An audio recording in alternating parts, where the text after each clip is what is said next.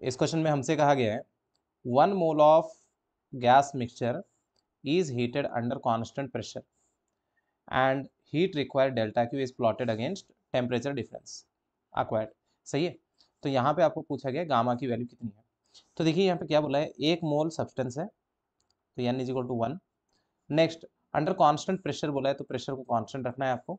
उसके बाद आपने इसको हीट दिया है डेल्टा क्यू और उसका जो टेम्परेचर चेंज है डेल्टा टी वो इस ग्राफ के हिसाब से दिया गया है। अब बताइए यहाँ पे प्रेशर को कांस्टेंट रखा गया है तो आपको गामा की वैल्यू लानी है। तो आप कैसे लिख सकते हैं, from first law of thermodynamics. सही है।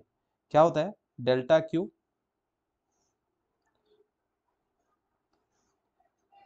डेल्टा क्यू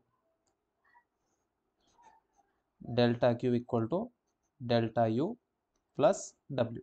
करेक्ट है। डेल्टा क्यू की वैल्यू हमें पता है 2500। डेल्टा यू को मैं ऐसे लिख सकता हूँ F by two N R delta T. सही है। और वहीं पे डब्ल्यू को भी ऐसे लिखा जा सकता है एन आर डेल्टा टी। कैसे लिखा है हमने, delta U equal to F by two N R delta T. वहीं पे डब्ल्यू इज इक्वल टू होता है P D V. Ideal gas equation से हम इसे लिख सकते हैं N R delta T. Correct है। प्रेशर को कांस्टेंट रखना है, वॉल्यूम और टेम्परेचर चेंज होंगे तो इस तरीके से लिख सकते हैं। तो आपने यहाँ पे लिख दिया। अब डेल्टा टी की वैल्यू कितनी है उस टाइम पे, 100।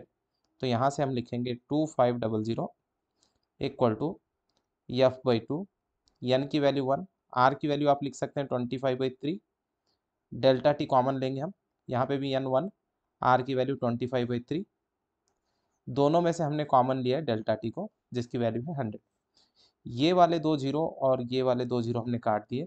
25 कॉमन लिया है और इधर का 25 काट दिया तो यहाँ पे बच रहा है 1। इधर क्या बच रहा है, एफ बाई 6। सही है, प्लस 1/3। तो अगर हम इसको इधर लेके आते हैं तो ये हो जाएगा 1 minus 1/3 is equal to F by 6। तो यहाँ से आप देखेंगे तो ये होगा 2/3 which is equal to F by 6। So ये और ये कटा 2 से तो यहाँ से एफ की वैल्यू पता चली 4। अब जो गामा होता है उसका फॉर्मूला होता है 1 प्लस 2 डिवाइडेड बाई एफ। सही है। तो यहाँ से एफ की वैल्यू अगर आप पुट कर दें तो ये 1 plus 2 divided by 4 which is equal to 1.5। तो आपका जो गामा है वो है 1.5। आई होप कि ये वाला सॉल्यूशन आपको समझ में आया होगा। तो उम्मीद करते हैं अगर वीडियो अच्छा लगा है तो आप लाइक करेंगे और चैनल को सब्सक्राइब करेंगे। Thank you.